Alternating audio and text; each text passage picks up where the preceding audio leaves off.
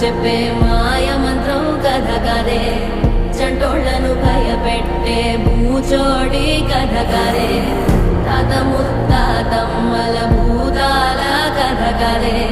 విక్రమాదిత్యుడు చెప్పిన వేదాళుడి కథ కదే దీపము నుండి దెయ్యం వచ్చే అల్లావుద్దీన్ కథ కాదే ఇది ముడత చర్మం ముసలి చెప్పే కథ లాంటి నిజమే